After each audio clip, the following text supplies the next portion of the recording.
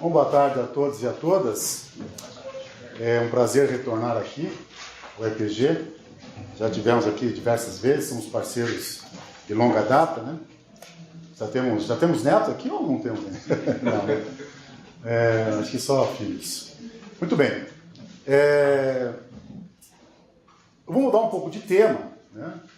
Não vou falar de torcidas organizadas, mas, de certa forma, continuando um recorte que foi abordado aqui pelos colegas que me antecederam, que é um tema que é forte no campo futebolístico, que é a questão, enfim, que se refere à questão da violência, mas mais especificamente a questão do que eu estou chamando de mercado irregular de jogadores de futebol brasileiros, sobretudo no mercado internacional.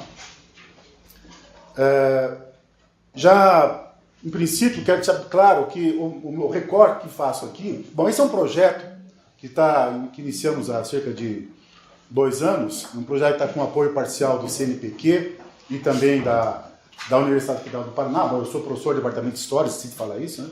Professor do Departamento de História da Universidade Federal do Paraná, onde esse projeto conta com apoio parcial de alguns bolsistas e agora também com apoio parcial cortado pela metade, o CNPq cortou 50% do recurso para essa pesquisa.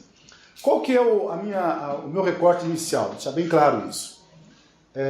O meu interesse nesse mercado irregular de jogadores não se refere ao mercado de jogadores profissionais. Tá? O meu interesse não é jogadores profissionais. O que é jogador profissional? Aqueles sujeitos que saem do Brasil com um contrato de trabalho, tem um clube, ou fizeram uma formação num centro de formação, né? Ou no próprio clube, e que saem, tem agentes e vão para a Europa, e jogam, etc., fazem sucesso ou não. Não é esse tipo de indivíduo que é o meu interesse. O meu interesse são aqueles jovens, ou até mesmo crianças, né, que saem do Brasil com a expectativa de fazer alguma carreira de jogador profissional na Europa, fora desse circuito profissional. Tá? Ou seja, portanto, eu estou inscrevendo essa massa de sujeitos, tá, de indivíduos, muito mais no campo do processo migratório, movimento migratório, tá? Movimento de êxodo, né? de diáspora de brasileiro, num certo período, tá?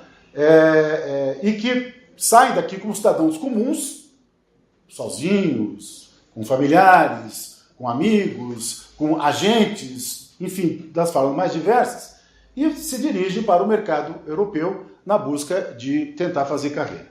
Tá? Eu acho que todo mundo sabe um pouco dessa história, né? A imprensa cobre bastante esse tipo de informação. O primeiro problema da definição desse campo é definir, da conceituação desse campo, é entender o que é esse mercado legal ou regular, ou mercado irregular ou ilegal. Ou seja, é uma distinção que a gente evidentemente tem que utilizar, né, porque ela é necessária, mas ela alinha, separa o que é legal, o que é ilegal, o que é regular e o que é irregular, é uma linha absolutamente obscura, difícil de distinguir. Já vou dar alguns exemplos nesse sentido. Ou seja, é praticamente invisível perceber a diferença entre um mercado regular de jogadores e um mercado irregular de jogadores. Né? Portanto, a única forma de trabalhar esse tema é tensionando, estar sempre tensionando essa distinção. Né? Não dá para cair simplesmente na afirmação de que esse tipo de mercado é absolutamente irregular ou que ele é simplesmente regular. Eu acho que o melhor exemplo para compreender essa distinção é trabalhando alguns casos que ao longo espero que ao longo da minha exposição eu possa elucidar. Outro fenômeno que retorna à nossa literatura, e quem trabalha já há algum longo tempo com essa temática de futebol, né, que é a distinção entre futebol amador e futebol profissional. Do mesmo modo que é difícil distinguir, né, o que é o futebol, o que é esse mercado, essa transação comercial legal e ilegal, do mesmo modo, nesse campo aqui, começa a se configurar uma indistinção, ou uma distinção pouco clara do que é futebol amador e do que é futebol profissional. Veja, a matemática nós imaginávamos que já lá nos anos 30, 40 havíamos resolvido, mas parece que não. Né? Por que há esses campos pouco claros, esses campos obscuros? Essa opacidade, essa obscuridade desses campos, elas não se dão por acaso, enfim, por circunstâncias. Elas fazem parte de um processo de construção política dos diversos agentes, de forma direta ou indireta, de forma consciente ou inconsciente, que acabam construindo exatamente essa nebulosidade, essa indistinção clara entre o que é crime, vamos chamar um termo aqui, o que é crime, o que é legal, o que é ilegal, o que é amador, o que é profissional. Então essa dificuldade de distinguir esses campos é uma estratégia da própria configuração do campo. Tá? Nós temos que trabalhar com esse fator tensionado desse modo. Por que isso acontece? Uma das claro que eu não estou respondendo, eu estou levantando questões aqui. Por que isso como é que nós podemos detectar perceber essa configuração, dessa forma que eu acabei de escrever? Né? Porque o mercado de jogadores, sobretudo de jogadores jovens, que são levados para o mercado, né? Estou falando aqui de 12, 14, 16, 17 anos para o mercado profissional, né? É um mercado carregado de incerteza. Né? A fundamental incerteza é o sucesso ou não do jogador, do jovem. Né? Ou seja, será que é um investimento? Será que eu vou colocar dinheiro desse menino e ele vai dar retorno? Será que eu vou conseguir repassá-lo para o mercado e vou ganhar dinheiro com isso? Né? O próprio menino também, evidentemente, ele próprio, mais do que qualquer outro, né? Porque ele é o grande capital em jogo, né? Passa por essa insegurança. Então, ou seja, é um campo de investimento carregado de incerteza que, consequentemente, o risco da criminalidade acaba compensando essa incerteza do negócio. Ou seja, em outras palavras, traduzindo, se eu tenho um produto que é um produto que eu sei o preço dele no mercado, né, eu vou colocar no mercado dentro de uma regra normal de mercado, porque eu sei o preço dele, está aqui o preço, eu sei quanto eu paguei de taxas, etc., e vale tanto esse produto no mercado. Portanto, eu coloco ele para a venda. O mercado reconhece o valor desse produto. O máximo que eu posso é ganhar um pouco para cima, um pouco para baixo. O jogador de futebol é uma mercadoria absolutamente incerta. Né? Portanto, se configura num contorno desse processo de produção de um preço dessa mercadoria, um valor que tem que estar carregado exatamente de uma margem absoluta de incerteza. Né? Esse jogo é um pouco paradoxal, mas isso mesmo, uma margem muito grande de incerteza, porque é dentro desse campo de incerteza que se trabalha. Ou seja, portanto, não há uma regra transparente, e já vou dar um exemplo nesse sentido, não há uma regra absolutamente transparente nesse mercado, como também não há uma regra absolutamente nebulosa nesse mercado. Né? Produz-se, portanto, quer dizer, como a incerteza é muito alta, né, os riscos legitimam práticas pouco transparentes. Como eu preciso correr risco, eu não vou seguir, por exemplo, não vou tirar um passaporte correto de jogador, eu não vou pagar todas as taxas da saída dele, eu não vou, enfim, cobri-lo de todas as seguranças, inclusive de seguro, etc, etc, porque eu não sei se ele não vai dar resultado. Então, não sei se esse negócio vai dar certo. Como eu não sei se esse negócio vai dar certo, eu vou, então, ter um mínimo de despesa. Né? E, consequentemente, isso, obviamente, eu saio o agente, sei lá quem for esse agente, né? Pode ser, inclusive, o pai da criança, né? Ou pode ser um agente ou um clube.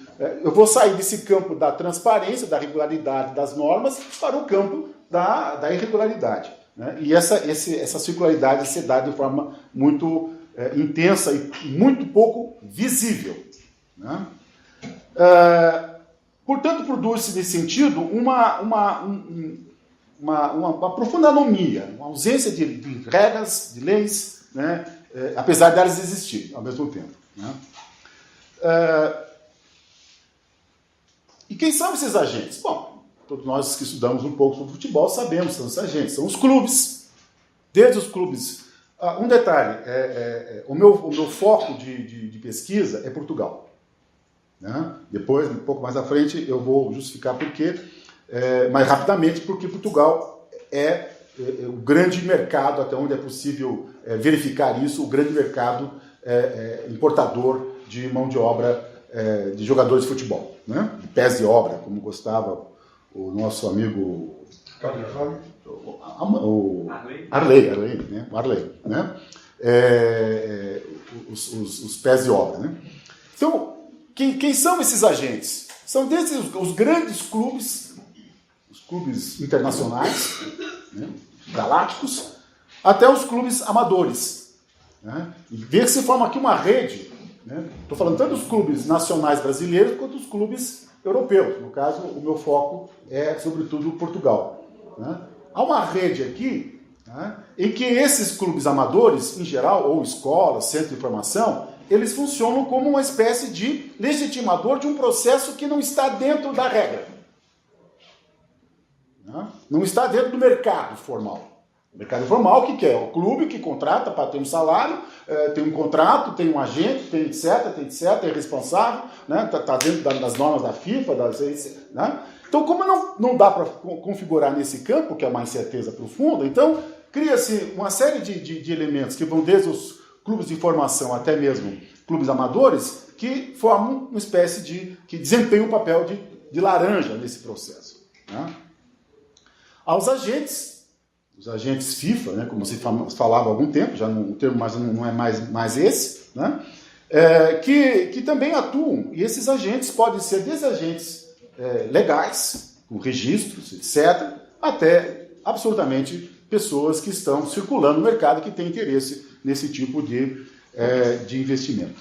Patrocinadores ou grupos de investimentos, né, esse é um fenômeno recente com a globalização, mas que atuam de forma significativa, seja porque a FIFA passou, desde 2014, passou a proibir, né, a aquisição do fatiamento, como é chamado fatiamento da propriedade do atleta, por essas empresas de fundo de investimento.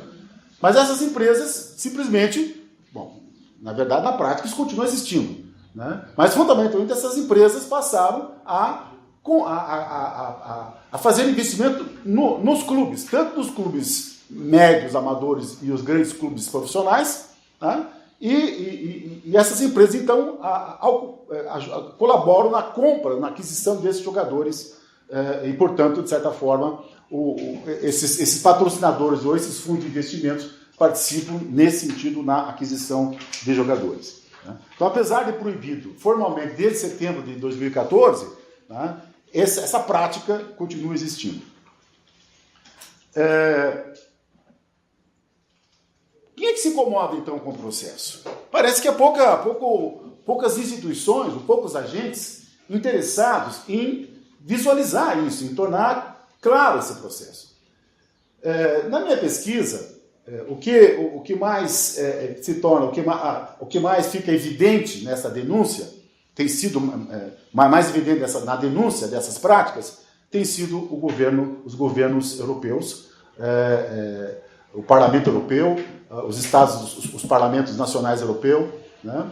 E isso está relacionado a dois fatores. Por que e há, portanto, uma intervenção da política no campo esportivo, né, para coibir esse, vamos chamar por enquanto, de contrabando de jogadores, até porque muitos deles são menores, né, por tráfico de pessoas, portanto, podemos chegar nesse extremo, tem que tomar cuidado com essa diferenciação entre contrabando e tráfico, são coisas distintas, né? Por que a esfera política passa a interferir nesse campo? Porque essa prática, ela promove uma desestabilidade dupla nessas sociedades que recebem esses atletas, sobretudo a Europa. Do ponto de vista político, a questão da insegurança, porque é uma circulação irregular de indivíduos, de pessoas, né? Veja, isso relacionado com o problema de segurança nacional, terrorismo, enfim, o processo migratório que a Europa hoje está muito supertensionada, né? Há, portanto, verificou-se que essa circulação de jogadores acabou, não é claro que não é o determinante do processo migratório, evidente que não, mas era um mecanismo de circular indivíduos de forma irregular no espaço europeu. Então, o problema de segurança. E o outro aspecto, aí mais do campo esportivo, o problema criando dificuldades na formação de jogadores nacionais, de atletas nacionais, né? Ou seja, basta nós vermos hoje a composição das seleções, né? Acho que o caso mais claro hoje que acontece no futebol de salão, né? Em que equipes inteiras, o futebol de areia, né? Esse dia eu estava assistindo uma final, acho que ano passado, tive uma final de um jogo de futebol de areia, um campeonato nacional, em que o goleiro da Rússia chamava-se Rodrigão. Bom, peraí, o meu russo não é muito bom, né? Confesso, né? Não terminei meu curso pleno de russo, mas goleiro russo chamado Rodrigão, claro, metade do time, né? Do time da seleção russa, metade, um pouco exagero meu, mas é de brasileiros, né? O time italiano, não sei se do futebol de salão, futebol de areia, era quase todos eles, os titulares eram brasileiros. No campo do futebol de campo tradicional, não chega a ser isso, mas há dados que alguns, no caso de Portugal, por exemplo, o caso do Benfica, né, que chega a quase 70% de jogadores estrangeiros, né, com uma presença significativa de brasileiros, 70% de estrangeiros. Né, o Porto é a mesma coisa. E outros clubes na Europa, talvez uma taxa menor, mas sempre na faixa de 50%, 45%, 50%, 60% de estrangeiros, né? Ou seja, então essa entrada de jogadores estrangeiros, porque são muito mais baratos que os nacionais, né, sobre vários aspectos, inclusive do ponto de vista legais, do ponto de vista de direitos trabalhistas, né, porque veja que essa forma de empregar esses trabalhadores de forma ilegal os coloca na informalidade trabalhista. Eles não têm direitos trabalhistas, eles não têm como reclamar. O agente não existe, né? O contrato não existe, né? Ele está ali treinando, ele está ali, mas não é do clube, ele está no clube A, no clube A aqui também não está. Então e o próprio jogador, o seu familiar, que talvez tivesse interesse em defendê-lo, também não pode abrir a boca, porque também, se ele abrir a boca, é aí que ele é definitivamente execrado e colocado para fora da possibilidade do seu sonho de fazer carreira. Portanto, tanto do ponto de vista político quanto do ponto de vista esportivo, o poder público europeu começa a interferir já nos anos 2000, né, para cá começa a haver uma interferência, mas o fato é que há uma grande resistência das instituições, clubes, entidades federativas, agentes, etc., e os próprios jogadores e seus familiares, um desinteresse em tornar essa regra transparente. Para vocês terem uma ideia do que eu estou falando, vou citar um caso emblemático, né? Nós sabemos, todo mundo aqui está pensando em algum caso, já leu na imprensa. Eu vou citar um caso emblemático, tá? Que está ocorrendo, né, esse ano, desde 2015, 16, mas desde 2011, desculpe, né? Mas agora que começa a tornar um fato mais notável isso, que é o caso do Atlético de Madrid, que foi no dia 1º de junho, sofreu uma sanção imposta pela FIFA, né, pelo Tribunal de Arbitragem Desportivo da FIFA, tá? Que concluiu, né, que o Clube Atlético Madrid violou as regras estipuladas nos regulamentos da FIFA com a contratação de jogadores menores de idade, de um total de 183 casos investigados, 65 casos foram condenados. Foram não apenas investigados, mas o Clube Atlético de Madrid foi condenado não só com multa financeira, como também a proibição de contratação de novos jogadores por um período determinado. Bom, esse caso chama atenção, mas o Clube Atlético de Madrid, 65 casos condenados. Não é que você ouviu falar e que talvez...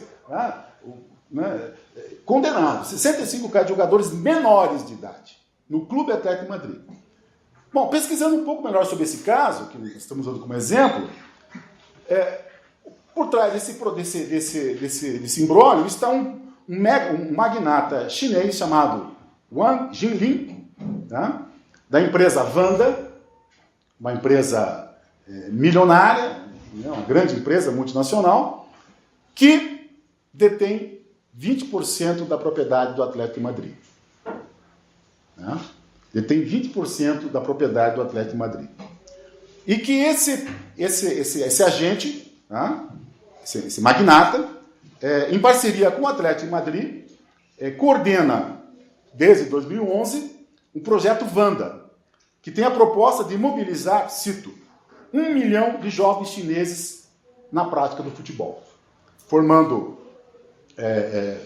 na China ou na própria Espanha, formando centros de treinamento, centros de formação, centros de captação de jovens. Né?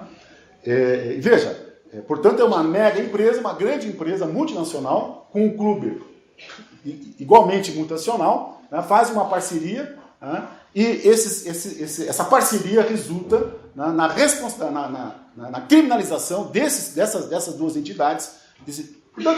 Quando eu falei do tensionamento entre o que é legal e o que é ilegal, quando a gente pensa em crime, a gente pensa um cara, bandido, um cara, né, um capuz na cabeça, né, uma faca pouco afiada na cintura, né, um criminoso, um bandido. Não. Nós estamos falando aqui de uma grande empresa, né, e de um grande clube. Ora, como é que eu posso distinguir aqui onde é que está o campo do legal e o campo do irregular? E pasme, desde 2014, né, a data aqui eu estou um pouco confuso. Bom, a partir de 2014, nós sabemos, depois dos escândalos que ocorreram na FIFA, a FIFA perdeu uma série de patrocinadores, entre elas Emirates e a Sony, né, duas empresas que eram patrocinadoras da FIFA. E a FIFA ficou, evidentemente, sem esses patrocínios, tá? E conseguiu, a partir de janeiro de 2007, tá? Se a minha informação está correta aqui, né? A Wanda, que é do chinês Wang Jinlin, que financia 20% do Clube Atlético de Madrid, que tem um projeto de trazer chineses jovens para treinar na Espanha e que foram criminalizados pela própria FIFA. Essa mesma empresa é uma das maiores patrocinadoras da FIFA. Então nós temos 3 atores aqui. Né? Nenhum deles é um bandido contumaz. Né? Nenhum deles é um sujeito, um criminoso, simplesmente que eu possa colocar na cadeia, simplesmente. Né? Ou seja, são grandes empresas, grandes clubes e a FIFA, né? Que faz uma grande parceria e que, de certa forma, estão possibilitando esse processo de circulação irregular de jogadores. O que quer dizer, portanto, que o processo de circulação irregular de jogadores não é simplesmente uma questão de criminalizar. Claro que sim, óbvio. Né? Mas é perceber que esse processo está se dando, né, no interior de mecanismos legais. Né? Se podemos entender assim. A FIFA proíbe, né? Nós sabemos disso, não vou ter tempo de esmiuçar isso, a FIFA proíbe que menores sejam contratados, há toda uma legislação a respeito. Exceto, isso no caso da UEFA, por exemplo, né? Na Europa, em 50 quilômetros de distância, né? A criança pode morar até 50 quilômetros de distância do local, da sede do clube que ele foi contratado. A partir disso, ele pode ser contratado desde que inclui o Brasil, né? A partir de 50 quilômetros para cima, inclui o Brasil, a África, desde que os pais acompanhem. Isso não, no Estatuto da FIFA. Se os pais acompanharem o menor, ele pode participar. Qual foi a estratégia que a sociedade toda encontrou? Os clubes contratam os pais, levam, né, para trabalhar na empresa de qualquer sócio do clube, né, ou enfim, em qualquer lugar, não importa.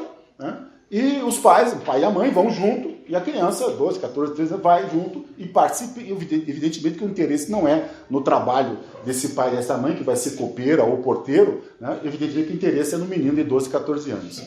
Bom, se o menino faz sucesso, ótimo, né? Temos mais um Messi na história universal do futebol. Se não, que é a grande maioria, a absoluta maioria, simplesmente esses sujeitos estão no olho da rua, né? Portanto, o objetivo desse meu projeto, que está ainda em fase de construção, né, é o de mapear e analisar essa franja subterrânea da transferência irregular ou mesmo ilegal que envolve atletas amadores brasileiros, sobretudo para Portugal. Eu quero enfatizar aqui o termo franja subterrânea, exatamente porque a grande dificuldade e aí o caminho já para a finalização, a grande dificuldade é ter elementos para perceber a efetividade desse fato.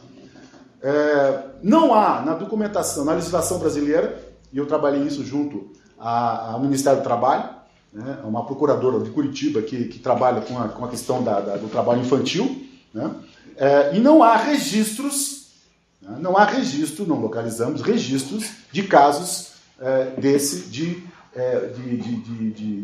utilização de trabalho de menores no campo do futebol. Não existe. Não há registro, né, não foi ainda judicializado, né, não há registro disso. O que eu tenho encontrado bastante material, mas ainda muito empírico, ou seja, que precisa ser trabalhado, no meu caso que eu estou trabalhando, é em Portugal. Ou seja, a Polícia Federal, o Serviço de Estrangeiros e Fronteira, que é a Polícia Federal Portuguesa, o CEF, né, tem feito após denúncia do sindicato, veja quem está denunciando lá em Portugal, o sindicato de jogadores profissionais de futebol, né, que é o sindicato extremamente atuante politicamente, principalmente o presidente dele, Joaquim Evangelista, tá, que tem uma liderança política, até um pouco centraliza demais o sindicato, né? Eu fiz uma bela entrevista com ele, né? Gravei uma bela entrevista com ele sobre essa temática, e claro que ele é um combativo do quê? Ele é combativo dessa estrangeirização do futebol português, né? Não só nos clubes, como na seleção, ou mesmo esse processo de nacionalização de jogadores, né? Nós sabemos que vários jogadores brasileiros vão para esses países, acabam se nacionalizando e viram croatas, russos, portugueses, chineses, né? Etc. Né? Ele faz uma campanha contrária a isso, tem um espírito nacionalista aí, né, do Joaquim, mas que essa sua postura tem auxiliado, e ele fez uma série de denúncias, né? Uma delas, ele retirou um rapaz, um jovem, né, que estava prestes a ser preso, né? Ele foi preso, na verdade, porque simplesmente o agente deixou ele numa pensão, né, e desapareceu, e o sujeito não tinha clube, não tinha dinheiro para pagar, o dono da pensão chamou a polícia, né? E ele sou jogador de futebol brasileiro. Daí o sindicato foi lá e deu uma grande cobertura, inclusive saiu uma reportagem no Brasil, etc. Quando aparecem as coisas, a mídia, como foi lembrado, a mídia, né, sempre gosta dessa espetacularização da violência, né? Por que eu escolho Portugal? E aí eu tento finalizar. Porque houve uma grande movimentação, e aí que me interessa, meu objeto está aqui, né? Portanto, eu vou trabalhar muito menos no campo esportivo e muito mais no campo social e político. O que eu chamo de campo social e político? O campo do processo migratório brasileiro, que ocorreu fortemente entre os anos 80 e 2010. Né? Portanto, eu sou historiador, trabalho com esse período, né, histórico de 80 a 2010. Se bem que eu vim até 2015, mas fundamentalmente entre 1980 e 2010. O que aconteceu entre 80 e 2010?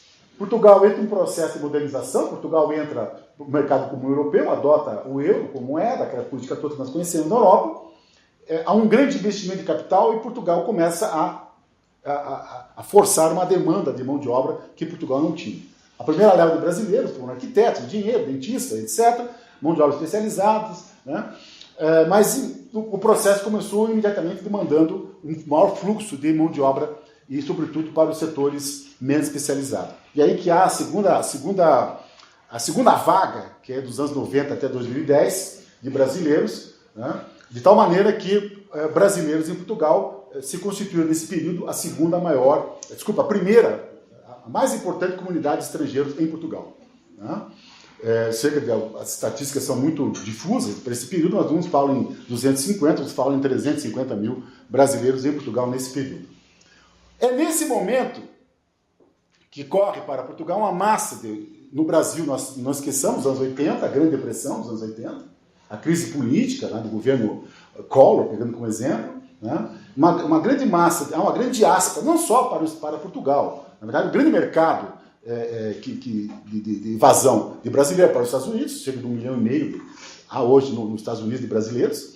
A segunda leva é essa fronteira para o Paraguai, fronteira agrícola para o Paraguai, e entre a terceira mercado de imigrantes brasileiros é tanto para o Japão quanto para Portugal, dependendo do período, oscilam entre terceiro e quarto lugar aqui.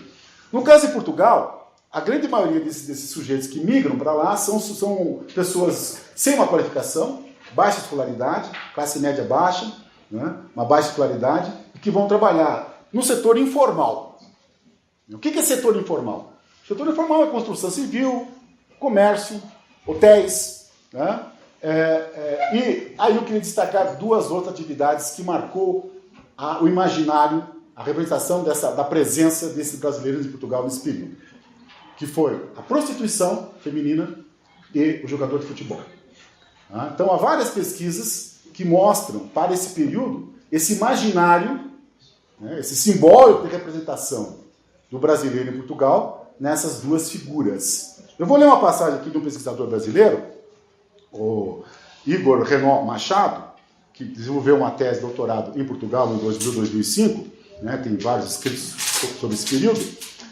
Ele diz assim: toda a imagem sobre o Brasil, seja por parte de brasileiros ou de portugueses, lá em Portugal, é marcada pela ideia de um corpo brasileiro, de uma corporalidade específica, mais sensual, mais flexível, mais doce, mais malandra, mais feliz.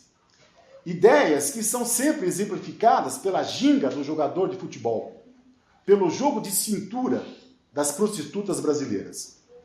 A construção de um corpo, de uma forma de estar e agir, movimentar, olhar, pegar e fundamental na construção de uma identidade ou de uma cultura. Então, essa passagem, eu acho que marca muito a imagem, né, ele é um brasileiro, a imagem que ele extraiu, um antropólogo, que ele extraiu dessa leitura que existe, diz ele, tanto de portugueses quanto de brasileiros, da presença de imigrantes em Portugal. Portugal é o principal importador de mão de obra, já falei isso, de jogadores brasileiros. Né? O que explica esse processo migratório com essa irregularidade? Não tenho tempo de discutir aqui, infelizmente, mas há uma chave para isso, que é a flexibilização das barreiras, o afrouxamento das barreiras internacionais, barreiras comerciais, barreiras financeiras, barreiras fiscais, tá? Barreiras de circulação de mão de obra, com o processo da globalização, o processo do neoliberalismo, que afrouxou essas barreiras tradicionais na Europa, né, e no mundo, e que possibilitou, portanto, uma circulação, inclusive, de capitais, lavagem de dinheiro, etc. Esse processo todo tornou-se promiscuiu essas relações, de tal maneira, e no interior dessa promiscuidade se encontra esse processo de circulação de jogadores. É isso.